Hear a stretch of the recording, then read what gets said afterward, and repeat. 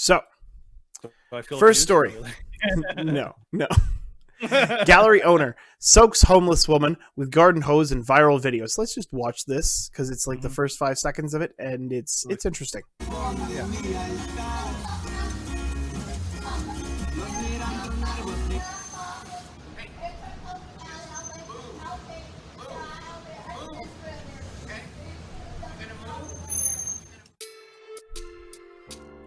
Yeah. So that was a quick little clip. So the owner of a posh San Francisco art gallery is being showered with scorn after he was nabbed on a viral video spraying a homeless woman with a garden hose. Calder Quinn, the owner of a Foster Gwynn gallery in the California city's upscale Jackson Square neighborhood, admitted that he hosed down the woman to get her off his sidewalk on Monday. The gallery owner insisted the whole community had failed her. So the whole neighborhood is a part of the situation. The police force is a part of the situation. The city and the social services is a part of the situation. There have been repeated attempts to try and help this woman, who is psychotic. There's absolutely nothing that can be done. They take her to a shelter. She'll turn her out in 2 days, take her to a hospital. They'll release her within a day. The video that was first posted on TikTok and was widely shared on Twitter, garnering thousands of views, drew the ire of online critics. So this is an interesting video. And I think it could have been done in a much better way. Like, instead of just spraying her, be like, okay, ma'am, like, I've asked you to leave. This is my private property. Mm-hmm. And you have repeatedly we called the police and you've come back here. We sent you to the hospital. You come back here. This is becoming a consistent, repeated problem. And we will protect our property. We're not going to resort to lethal force, but I will make it uncomfortable for you to stay. Like, it's dousing her with water for the first 5-10 seconds is like, okay. It's like, dude, just spray her once. And be like, all right, like, move along. Otherwise, I'm going to spray you again until you leave. Yeah. I think the problem is that in this situation, I mean, I hate to say it, but you're treating the woman like a dog, like an animal. Because that's what you do to birds, that's what you do to dogs, that's what you do to, like animals that are like clustering over like, your property or something like that. But the problem is I know it's San Francisco and I know people are, like the cops there are terrible. Nobody's taking care of the problems that exist. But ultimately, there's a limit to, there's human dignity that has to be respected. That's why I'm like, yeah, I'm not a big fan of this myself. So, all right, I'm gonna take the next story. So this is from Newsweek. Ukraine could strike devastating blow to Putin as military struggles. So that's kind of a big deal, actually. Yep, it is. In this whole thing. So Crimea has emerged as a central talking point in the war in Ukraine, and as President Volodymyr Zelensky's military forces continue their momentum on the battlefield, Russia faces a legitimate threat of losing the peninsula it took by force in 2014, according to military analysts. That would be huge because, Russia needs a win of some kind. After Ukraine surprised many experts around the globe by mounting a strong against the Russian invasion that began in late February, Zelensky began publicly stating that he wants Crimea to be once again considered part of his country. Meanwhile, Russian President Vladimir Putin will only refuse to relinquish Crimea, and he has said that he wants 4 Ukrainian territories he illegitimately annexed in September to be recognized as part of Russia before he agrees to any potential peace talks. However, Putin may not be given the choice for negotiations. Military is a possibility that Zelensky could take control of Crimea. John Spencer. Is that Vladimir Zelensky? No, that's John Spencer. That retired U.S. major and chair of urban warfare studies at this Newsweek. I think it's not unfeasible with the arsenal democracy. Oh, give me a break! Start calling it democracy. That the Ukrainian military couldn't create a situation where it wasn't tenable for Russian formations to be in Crimea's largest city and places like that. So basically, what's going on is the war is not going well for Russia, and it's looking like Russia could potentially take a massive loss and have to potentially leave the war having gained nothing, which would be a gigantic disaster for Putin because he launched this war the Russian citizens have lost a ton, and in order for him to kind of come out of this conflict without any kind of potential gain would be a massive disaster for Russia. So, kudos to Ukraine. They're basically with the support of everyone in the world. Basically, they're basically gaining the upper hand in this war. So, at this point, it sounds like Russia's fizzling out. Mm-hmm. And it sounds like Ukraine might actually come out of this with potentially no major losses. I mean, territorially speaking. So we'll see. We'll see what happens. That's going to be a crazy situation. It should be interesting going forward. But another interesting situation. So Chippendale star Kumail Nanjiani says Hollywood is now scared of casting non-white guys as baddies. Industry's effort to become more woke is limiting interesting roles to non-white actors. I want to play more bad guys. So the actor, 44, stars as strip club owner turned murderer Salman Steve Banerjee in Hulu's Welcome to Chippendales. I've never gotten to play an arc like this. By far the most layered, complex, complicated person I've ever played. He doesn't believe that he would have gotten the role if it wasn't based on a true story, as he said Hollywood is scared to cast non-white villains. I think Hollywood now, even though they're trying to be more diverse, is still weird. For years, many villain roles were played by people of color, including Art Malik in True Lies and Ving Rhames in Pulp Fiction. White villains have increasingly dominated the screen, including Tom Hiddleston in Thor and Heath Ledger in The Dark Knight. So, yeah, this is interesting, and it's very true, but it's very unusual for a fairly big name actor or actress to notice this. I can't remember a modern new film that actually has a non-white villain. Yeah. So it's funny because Hollywood is becoming, Hollywood is getting so completely out of touch with real life and real people. The fact that they refuse to put in anyone but white people as villains shows that their agenda is getting in the way of good entertainment, and people are noticing. People are noticing that Hollywood has movie sales in the last 2 years have been brutal, and Hollywood, even Disney is really starting to at the realization of that. Just two quick notes, Steve. So one is someone in the chat said that we support hosting dumb people. I personally don't. I think an actual case could be made that you have to do something. I personally would not go that far because I think it's human dignity. You shouldn't be spraying people down on the street. That's just not cool myself. And then the other thing was that what was it? So in case anybody wondering, I mentioned it before. Steven has this flag upside down because that's a symbol of Steven. Nation in distress. Yeah, nation in distress. Which is why he has it, because we believe that Canada, its nation, is in distress, and it hasn't stopped for a lot of reasons. So, but that's the reason. So on purpose. All right, are you done? Take the next story. Yeah, I'll take the next story here. Yeah. True North. Okay, so True North. Halton School Board may soon finally deal with prosthetic breast teacher. If you guys have been following this story. Basically, big, humongous, kerfuffle happened in the summer where this school shop teacher decided to, that they're transgender, and they decided to, that part of their identity required them to have enormous, oversized, breasts that they basically wore in school. And there was an enormous backlash because of that. So here's an update. So at a special meeting last week, trustees, and you can scroll down there, trustees approved the request to Education Director Curtis End to craft a professional policy for teachers, which includes a requirement to maintain appropriate and professional standards of dress in the classroom. This is, of course, directed at the situation of trans teacher Kayla Lemieux, who has come to class since September sporting mammoth prosthetic breasts and tight tops with fake nipples showing. Lemieux, a top sheet, they basically started in the fall wearing this obscene and unprofessional outfit to class at Oakville Trafalgar High School. This has been an international story. It's been a gigantic thing. So a little bit farther down,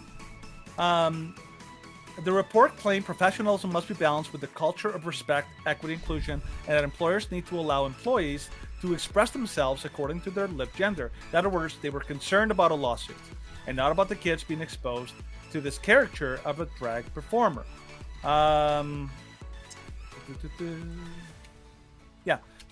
Education minister, so a little bit farther down, Stephen Leslie, no doubt, hounded by complaints from parents threatening a lawsuit, at long last spoke up just before the Christmas about Lemieux's highly unprofessional classroom garb. He indicated that when teachers are in front of kids, they should be expected to uphold the highest standards of professionalism. So it sounds like the school board is finally realizing that they can't keep this up, and that this is both an embarrassment locally, internationally, and that they're not going to be able to escape the parents because now there's a lawsuit coming. I remember I saw an interview on Rebel News. There's a lawsuit coming against the school board because of their, like completely and totally unjustifiable stance protecting this professor. Again, another example of if you're transgender and if you're, well, even like the outranked gay right now, but if you're transgender, you're at the top of the intersectional pyramid. You can get just about anything. You literally can. Yep. That's why last week there was a big panic because there was a transgender person that they were wondering if like they should put them on a death penalty because they actually deserved it, but they're transgender, maybe they don't get the death penalty. Again, this is the world we live in right now, where if you're transgender, you can get away with almost anything, just about. Yep. Just about.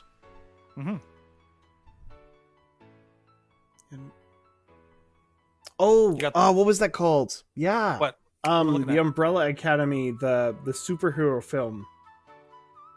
What was it called? I'm trying to remember. The Daily Wire superhero film. It had the guy from I know you're talking Princess about Bride. Carrie Ells. Yeah, Carrie Ells. Yeah. But I don't remember what it was called. Yeah, What about that? No, it was just that Conqueror said that film was pretty. I haven't actually watched it. I've had a Daily Wire membership for a long time, and just haven't got around to watching that. I've just watched What Is a Woman like 4 times. I have like viewings at my house several times. But the Hyperions.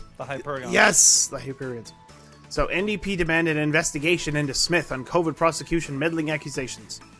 Premier Danielle Smith campaigned on dropping COVID tickets and fines in her leadership bid, and she has since recommitted to ending the prosecutions of lockdown scofflaws when asked by Rebel News reporters.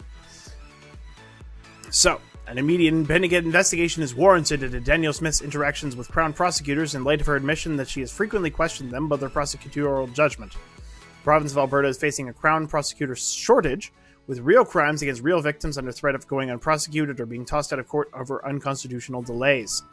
Smith first expressed her desire to end the use of government resources to go after those accused of COVID crimes, like opening a church without attendance caps or having Christmas dinner outside of the social bubble, in her campaign kickoff to replace outgoing UCP Premier Jason Kenney.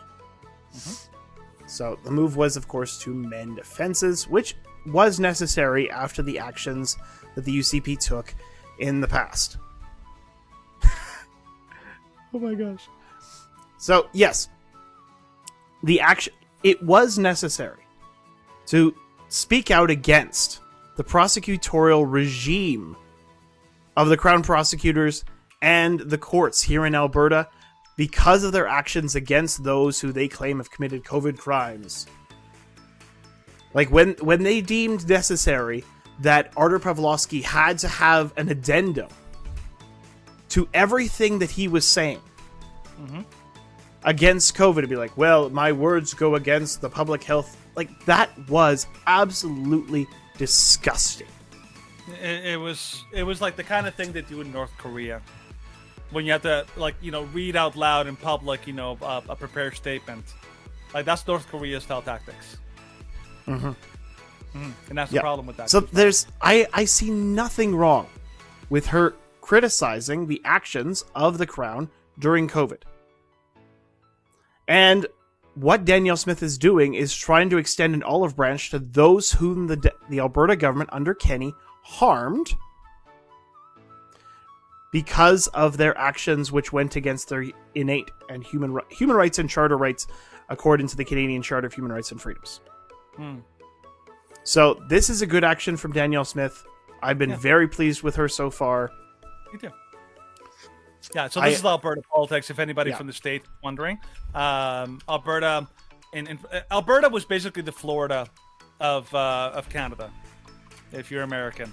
They basically were the only province that was really pushing back against COVID mandates, which is why when Kenny, who was our premier, got ousted, replaced by Danielle Smith, a lot of people felt like, is she going to be the same?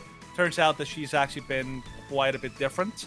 And so a lot of us are very happy because she's basically the closest thing to a DeSantis in Canada. Like, a premier, basically a governor, that is actually fighting against the COVID nonsense. The NDP is basically the Democrats trying to take her down. So I'm kind of glad. I'm kind of glad that we're kind of that we're seeing good leadership, at least finally, after a long absence. And for those who don't know, Danny and I went to this church for about a year and a half. Yes, we did. So it's one of the only churches in Calgary that refused to close. Yes, and refused to shirk, to send people away if they weren't sending. Wearing masks. Yeah, Leroy. What's going on with firearms? Alberta has said that they are going to institute a court challenge against the handgun and the hunting gun restrictions that the federal government is trying to institute. It's going to be a court challenge for a while, just like the court challenges to the carbon tax, the court challenges with the Sovereignty Act. A lot of things, like basically Danielle Smith is just saying, like, you try and impose something on Alberta, we're going to take you to court, we're going to hold it up and keep it stalled in the courts so that it will not take effect, just because the overreach of the federal government, especially via the Trudeau Liberals, has been disgusting. It's just one of the many reasons why we are such big fans of Danielle. Yeah.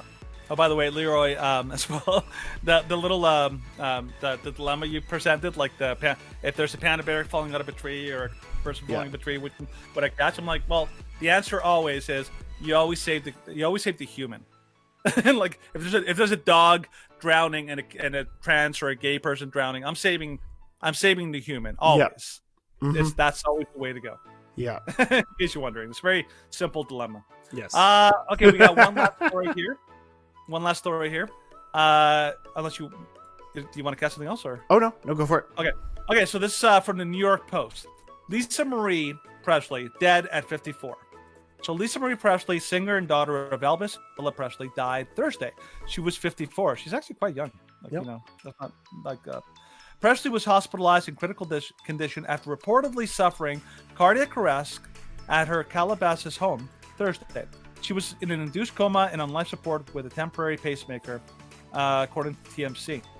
It is with a heavy heart that I must share the devastating news that my beautiful daughter, Lisa Marie, has left us, Priscilla Presley said in a statement Thursday evening. She was the most passionate, strong, and loving woman I have ever known. Sergeant Sean Maloney of the Los Angeles Sheriff's Office told the Post that deputies responded to a call at the 5900 block of Normandy Drive in Calabasas at about 10:40 a.m. Thursday at the request of the Los Angeles County Fire Department. The call involved a female in cardiac arrest. You can read more details about this, but here's my question to you all. I'm going to throw in the most controversial question in the entire world. What do you think, percentage-wise, the chances are that this has anything to do with the jab? I'm thinking very high. Yep. That's my thought, because there have been way too many coincidences lately. And like I said on Tuesday, there are only two ways to completely rule out a vaccine possibility, like the possibility of a vaccine being responsible for something related to the heart, particularly in people like this. One, if the person is not vaccinated, and two, if the person, if we do an autopsy. Autopsies are the only way to 100% rule out, a vaccine injury. That's the only two ways. If I'm wrong, please let me know. That's what I've I've heard from experts, that there's still only two ways to rule out. Whoa, something happened. What? Oh, I don't know what's going on. Not on my end. Oh no, just looking at the Twitter. Sorry, the Twitch feed. Anyways, Nope. yeah. So those are the only two ways I have ever seen that you can rule out something. Okay. With on Tuesday, we also covered a story about a CTV News reporter, and we didn't put that story in, did we, Steven? No. No, that's okay. Well, it's just something we can talk about. Yeah, just maybe pull up the story. We can kind of like address it really quick. Basically, if anybody's been watching, there was a lady from CTV News, which is a Canadian news organization, and she basically had a medical issue on air live. It's a viral video, went worldwide. It was crazy. So we were wondering, on Tuesday, that doesn't look good. We were speculating as to the possibility of the JB Jab being responsible. Mm-hmm. And finally, there was an actual response, and she basically came out and said oh, thank you for everyone. Good feelings. And then she threw out a completely spurious idea that, oh, by the way, I've also been getting harassment and attacks and hate from these anti-vax lunatics. And I'm like, okay, right there, it's like you are not acting in good faith. When you start throwing those kind of, nonsenses out, now we're like, okay, now it seems like you're now postulating a narrative. This is a tactic that's always done by leftists. Whenever they want to discredit anybody on the other side, they always claim, oh, I'm being attacked. Oh, I'm receiving hatred. Oh, I'm receiving mean tweets or whatever. This is what Disney did with that Kenobi controversy. Mm-hmm. They've been oh, I've been receiving all these terrible threats and all that, and they couldn't produce any legitimate evidence of those kind of tweets. This is what they're doing here, this woman. Now, a little update about her. So this is Jessica Robb. She said in her statement that I'm not going to tell anyone my medical history. That's private.